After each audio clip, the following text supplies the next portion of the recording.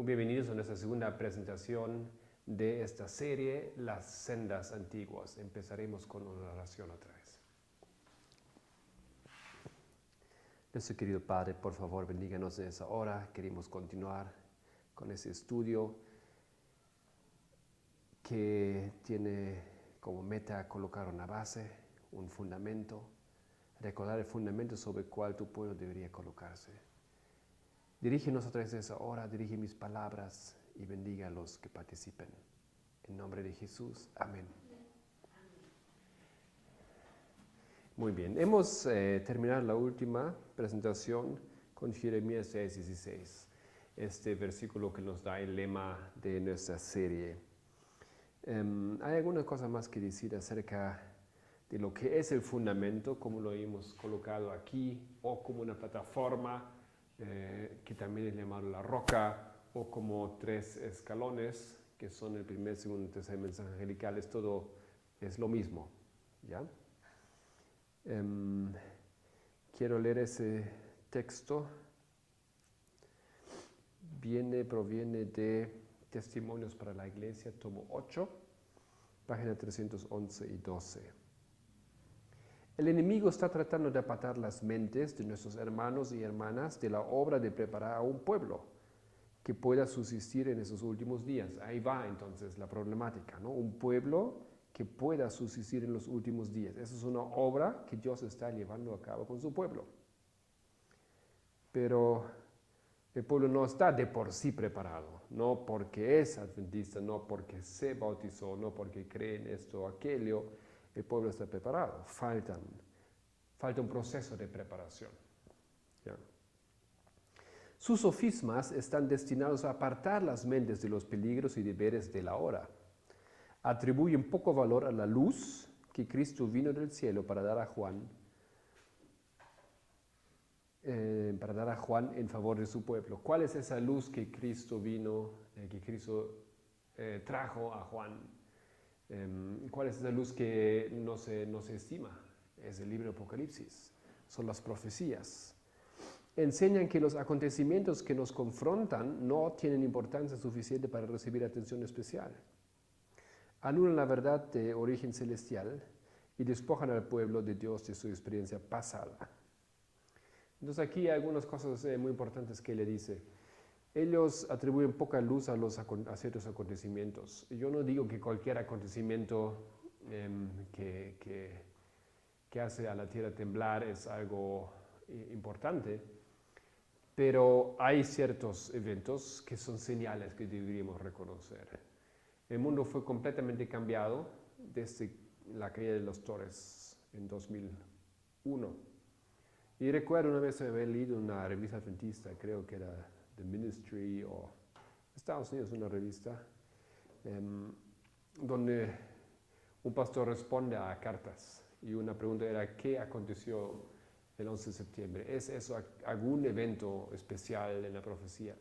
La respuesta era que básicamente que no era nada específico, que solamente era algo, una de las tantas cosas, señales de los tiempos. Pero, queridos hermanos, eso es un error fatal.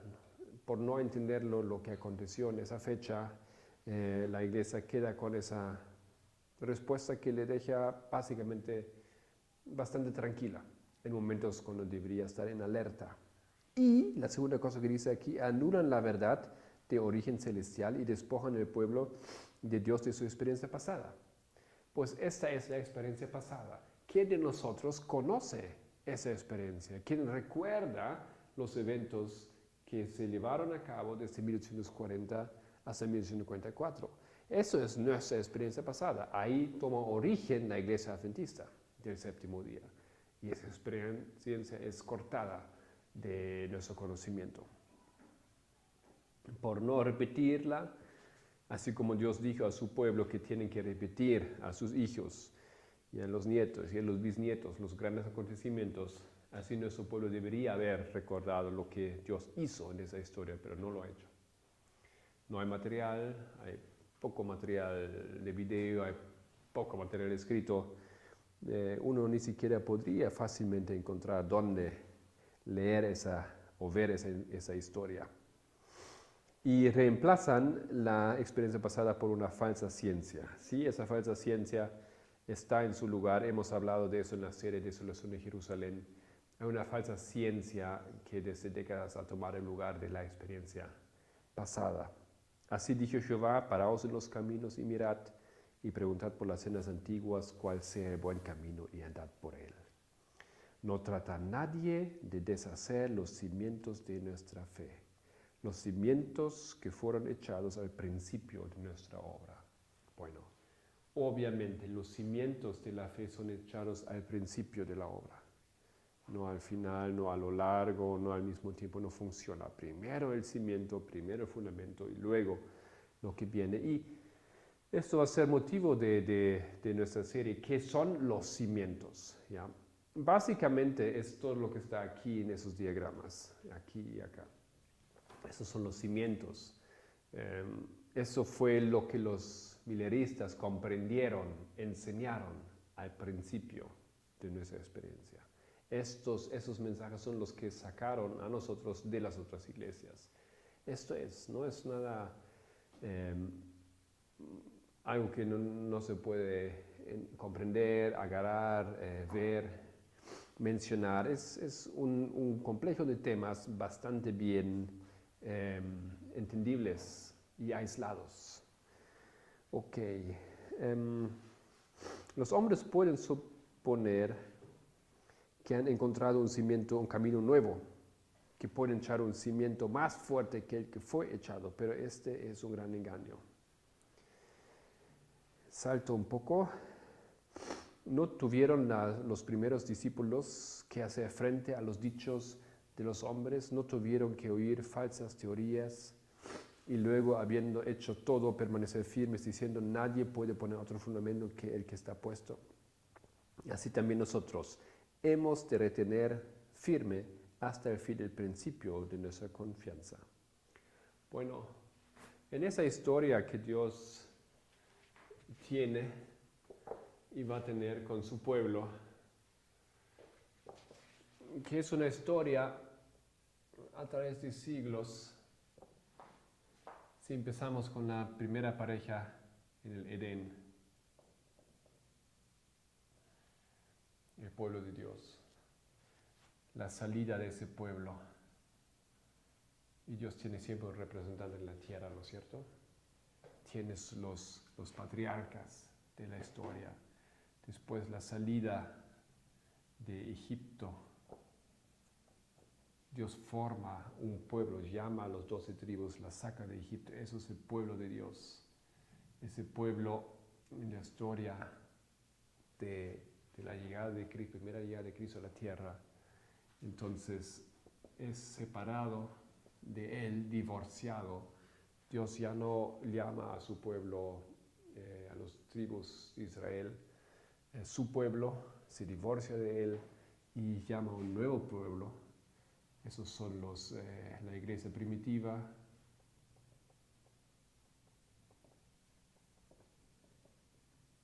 Aquí podemos Israel o israelitas. Esa iglesia primitiva pasa por un proceso, entra en la persecución de los 1260 años, experimenta un levantamiento en la Reforma Protestante, que son los que continúan ser el pueblo verdadero de Dios. Pero después de eso, en 1798, cuando termina la persecución, empieza esa historia aquí. De 1798 hasta 1844, Dios nuevamente se divorcia de los protestantes y llama a los mileristas, que se convierten en los así llamados adventistas, como su pueblo. Ya, eso es una historia, y Dios siempre causa aquí un reavivamiento y causa un recordarse de los fundamentos. Y dice Ellen White que no deberíamos olvidarnos, separarnos del principio de nuestra confianza. El principio de nuestra confianza es esa historia aquí. De aquí salimos. Lo que Dios colocó en los corazones de nuestro pueblo, de eso no deberíamos separarnos, pero hoy en día estamos lejos de ello. Ya, no sabemos ni siquiera qué es. Bueno, siguiente texto. Este texto es de Mensajes Selectos, tomo 1, página 238. Dice lo siguiente. En una visión nocturna se me mostró claramente que esas opiniones han sido consideradas por algunos como las grandes verdades que han de presentarse y hacerse resaltar en la actualidad.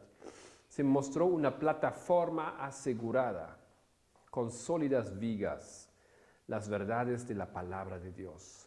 Alguien de gran responsabilidad en la obra médica estaba dirigiendo a un hombre y a otro para que aflojaran las vigas que sostenían esa plataforma. Entonces oí una voz que decía, ¿dónde están los atalayas que deberían estar de pie sobre las murallas de Sión? ¿Están durmiendo? Este fundamento fue construido por el obrero maestro. Este fundamento fue construido por el, y aquí dice, obrero maestro en mayúsculas, para dejar muy claro que aquí se habla de Dios. Obrero maestro, él construyó esa plataforma. Por el obrero maestro. Y soportará la tormenta y la tempestad. Permitirán que este hombre presente doctrinas que nieguen la experiencia pasada del pueblo de Dios. Ha llegado el tiempo de actuar decididamente. La experiencia pasada, defendiendo él la experiencia pasada. Eso no hay que olvidar, eso no hay que negar, es una historia, es el comienzo, es el hermoso comienzo de esa relación. El enemigo de las almas ha procurado introducir la suposición de que había de realizarse una gran reforma entre los adventistas del séptimo día. ¿Una gran reforma entre cuáles? ¿Entre quiénes? Entre los adventistas del séptimo día. Y que esa reforma consistiría en renunciar a las doctrinas que están en pie, como las columnas de nuestra fe. Y que había de comenzar un proceso de reorganización. Si se efectuara esa reforma, ¿qué resultaría? Bueno, ella continúa ahora la explicación, ¿no es cierto? Que sobre plataformas se colocan las columnas. Y ese enemigo, lo que él hizo y lo que hizo con éxito es convencer a nuestra iglesia que hay que remover cosas de aquí, ¿ya? Y construir un nuevo fundamento, mejorarlo, hacerlo más bonito. Pero ¿cuál sería el resultado? Negar las doctrinas de nuestra experiencia pasada. Entonces, dice ella, los principios de verdad que Dios en su sabiduría ha dado a la iglesia remanentes serían descartados. Pues y eso es el caso hoy en día. Los principios de verdad que Dios ha dado a la iglesia remanente serían descartados. Esto es el caso. Aquí tenemos representado las doctrinas fundamentales de nuestra iglesia, los que fueron entendidas, enseñadas, proclamadas durante este tiempo de la colocación de los fundamentos. Y hoy en día tenemos una idea bastante lejana de muchos de esas verdades. Aquí la lógica del diagrama es que son 1, 2, 3, 4 básicamente columnas y van de arriba a abajo en cronología. Entonces aquí tenemos la primera profecía que llegó a la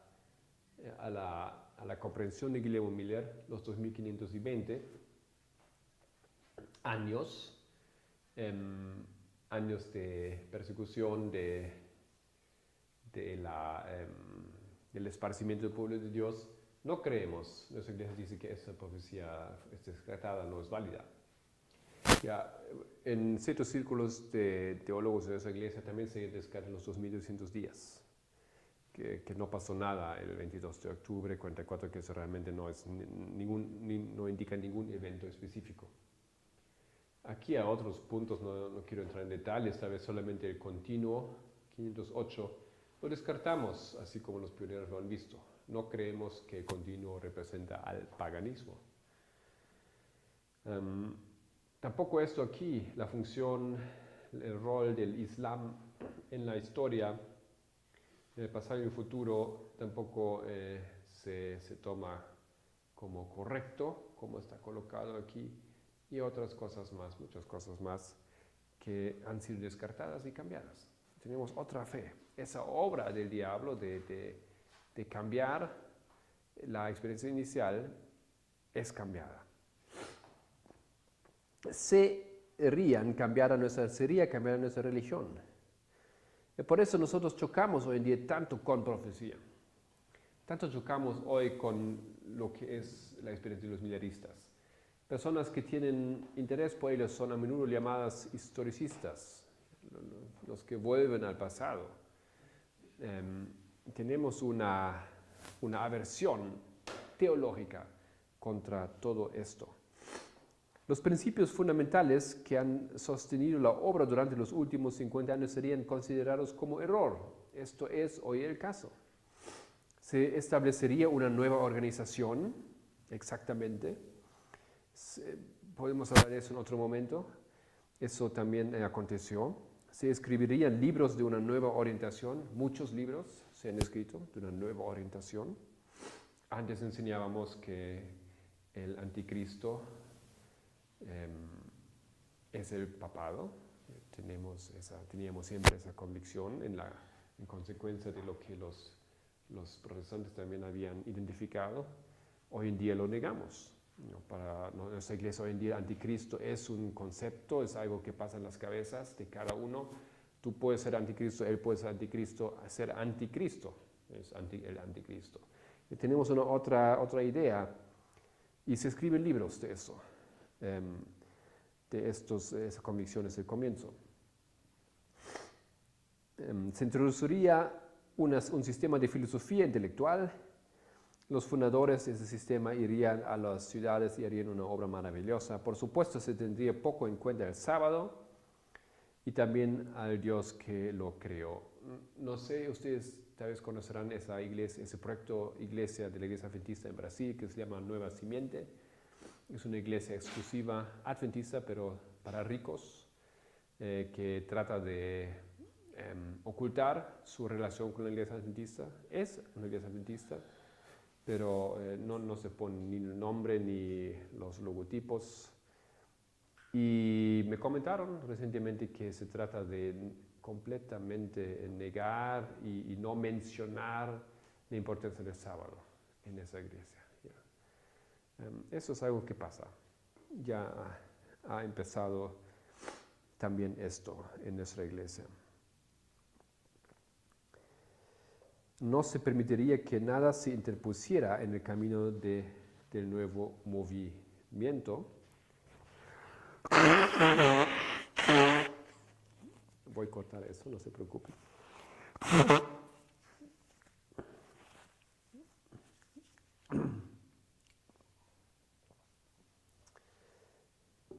Los dirigentes enseñarían que la virtud es mejor que el vicio, pero habiendo puesto de lado a Dios, resolverían depender del poder humano que no tiene valor sin Dios. Su fundamento estaría edificado sobre la arena y la tormenta y la tempestad barrerían la estructura. Eso justamente de lo que Jesús nos advierte en el Nuevo Testamento.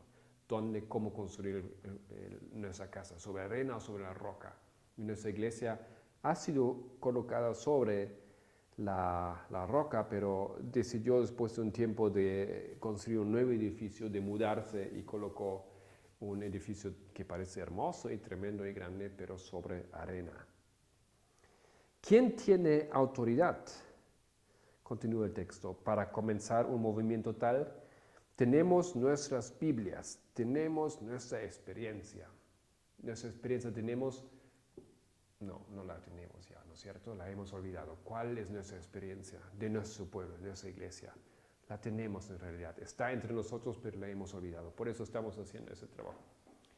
Por eso estamos haciendo esa serie, para recordar, para ayudar a reencontrar el origen, la base de nuestra fe. Tenemos una verdad que no admite transigencias. No repudiaremos todo lo que no esté en armonía con esa verdad. Vacilé y me demoré en enviar lo que el Espíritu de Dios me impelía a escribir. No quería ser compelida a presentar la influencia desorientadora de esas falsedades, pero en la providencia de Dios, los errores que han estado entrando debían ser afrontados. Hoy en día, muchas décadas después, para nosotros esto, lo que ella veía venir, es una realidad. Ahora, ¿qué pasó en este tiempo? ¿Qué pasó en este tiempo de 1840 a 44? A ver si podemos llenar un poco con historia, sin entrar aquí mucho en los detalles, porque esto solamente es una introducción.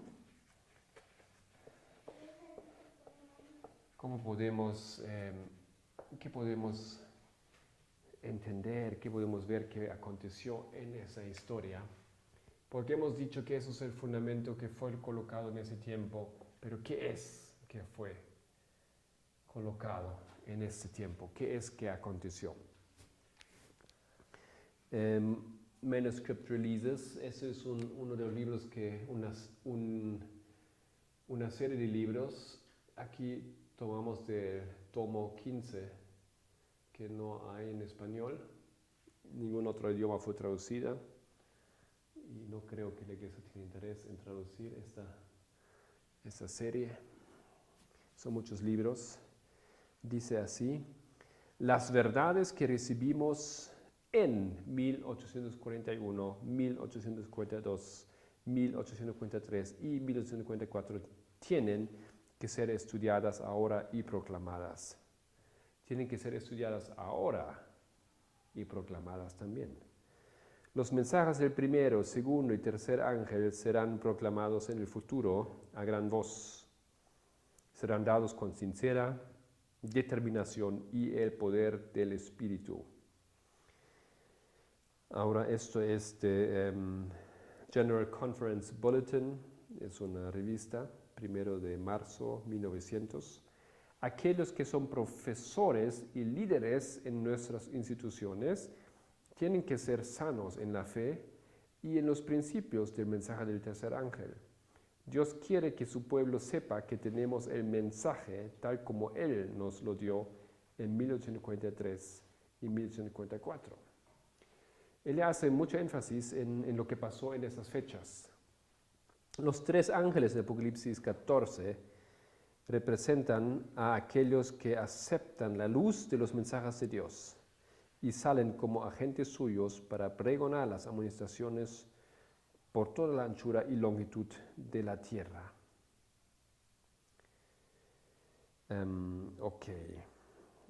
Esos joyas de los testimonios, tomo 2, 156, y de ahí continuamos. Dios ha llamado a su iglesia en este tiempo como llamó al antiguo Israel. Hemos dicho que aquí, en una secuencia larga de los pueblos de Dios o de representantes del pueblo de Dios, Dios siempre tenía que llamar otra vez a su pueblo, llamar a su pueblo, sacarlo. Y aquí lo dice Él también, de esa manera, ¿no es cierto? Dios ha llamado a su iglesia en este tiempo como llamó al antiguo Israel. Lo volvió a hacer, lo volvió a sacar de ciertas circunstancias, de la esclavitud, para que se destaque como luz en la tierra. Eso es el propósito del pueblo de Dios. ¿Para qué es el pueblo de Dios? No solamente para ser pueblo de Dios, para ser salvos, los únicos. No, eso no es la idea. La idea es de ser la luz en la tierra. Por la poderosa hacha de la verdad, los mensajes de los ángeles primero, segundo y tercero la ha separado de las iglesias, y del mundo para colocarla en sagrada proximidad a sí mismo. Por la sagrada hacha de la verdad, ¿no? Una hacha de la verdad, que son los primeros, el primero, el segundo y tercer mensaje angelical.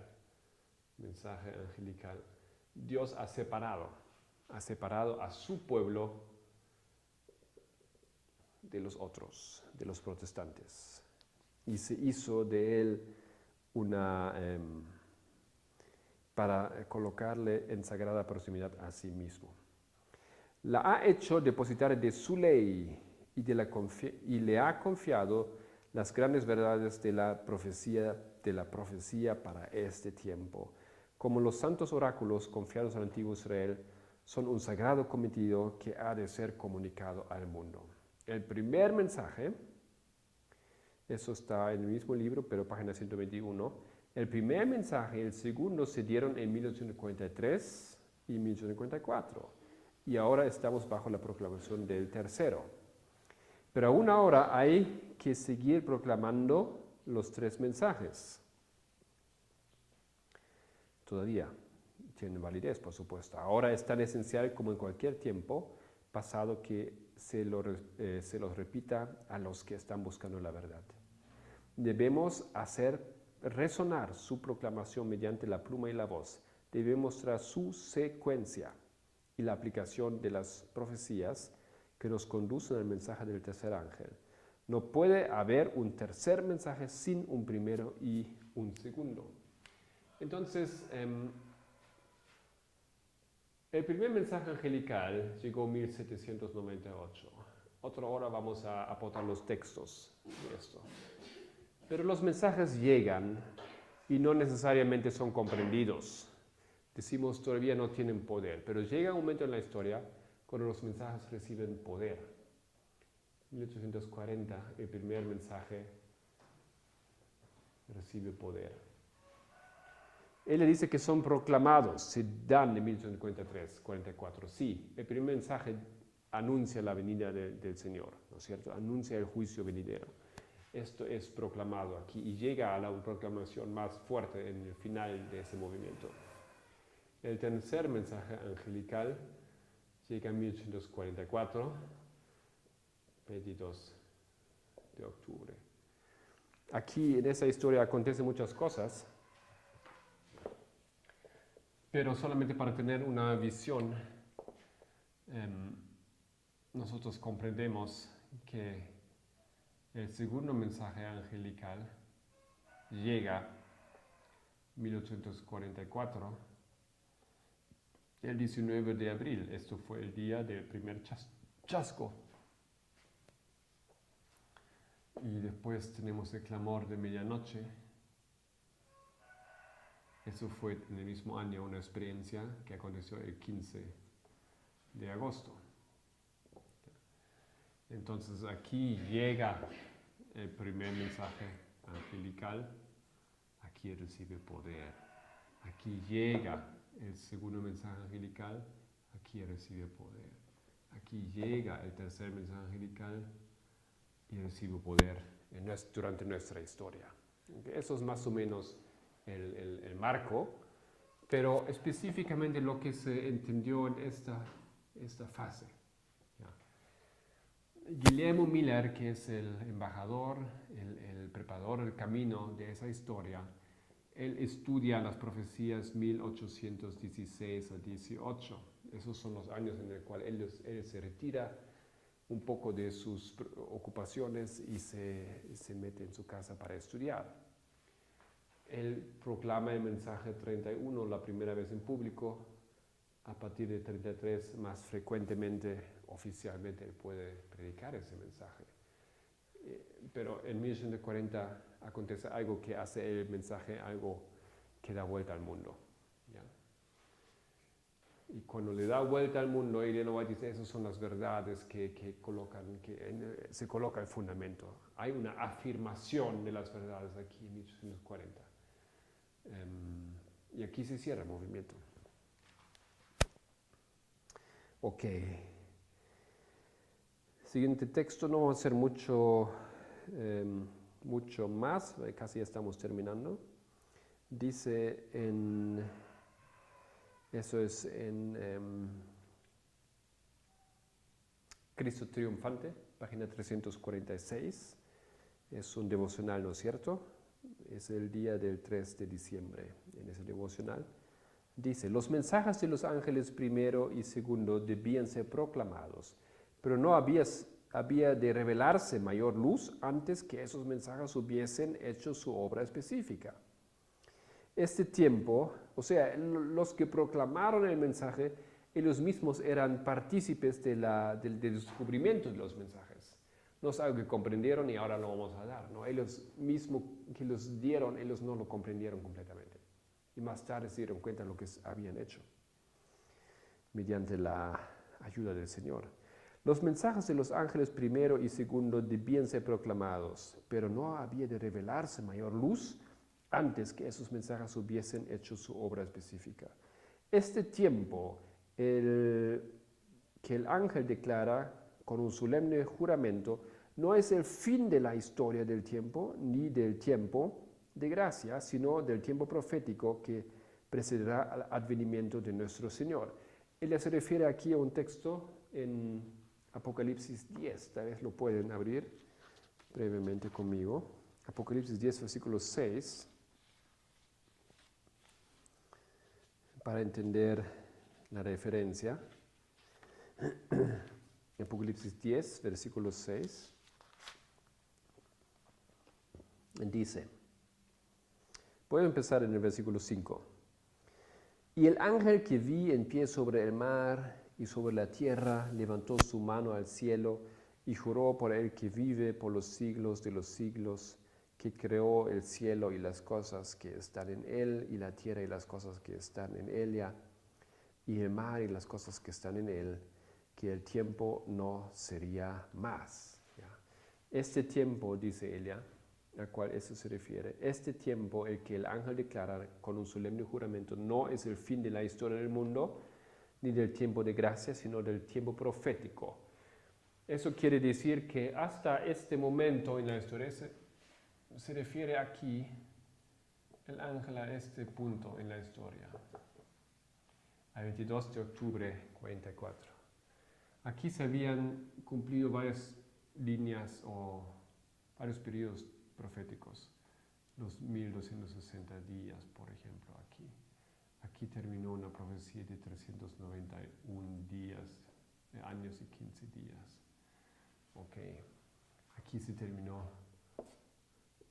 solo para dar algunos ejemplos, la profecía de los 2520 y la profecía de los 2300 años. Esos tiempos proféticos, esos tiempos proféticos, solamente Dios iba a aplicar y revelar hasta ese momento. Más allá en la historia de 1844, 2016 en adelante, no hay más esto. No habrá más tiempos proféticos anunciados previamente por el Señor. Eso es lo que dice aquí.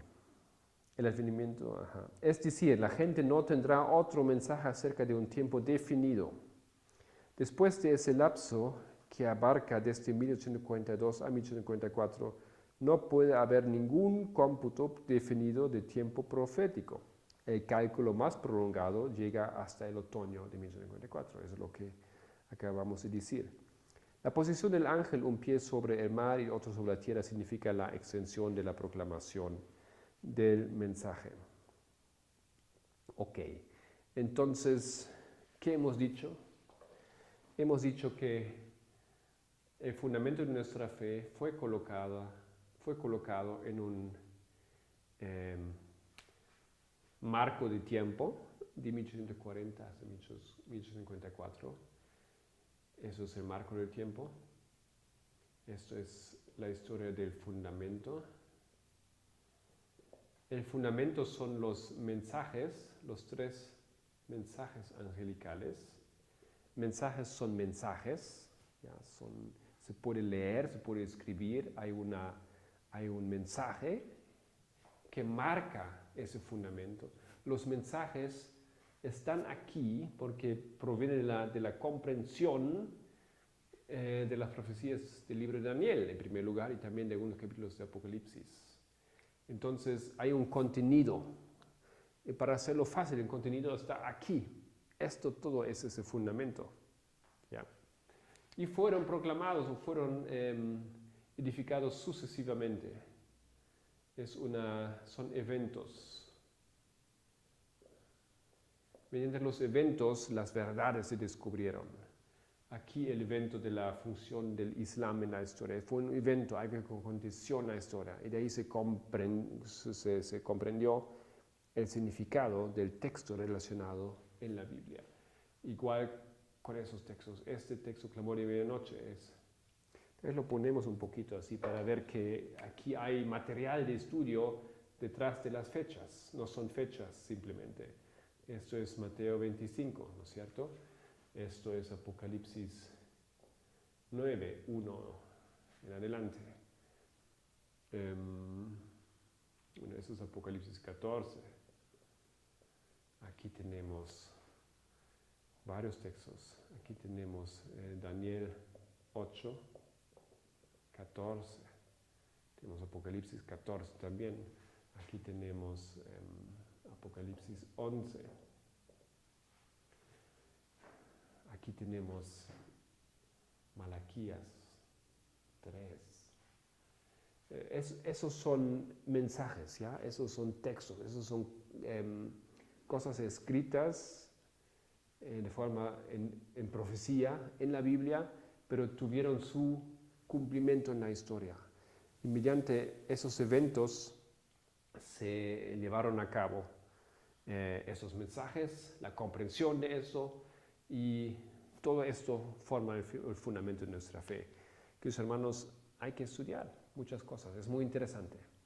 Les invito a continuar conmigo en esta serie y en la próxima presentación vamos a dar continuación a esto. Terminaremos con una oración. Querido Padre, la historia nuestra es una historia gloriosa. No queremos olvidarla, queremos recordarla. Ayúdanos, Señor, para que podamos descubrir lo que necesitamos en esas últimas horas de la tierra. En nombre de Jesús. Amén.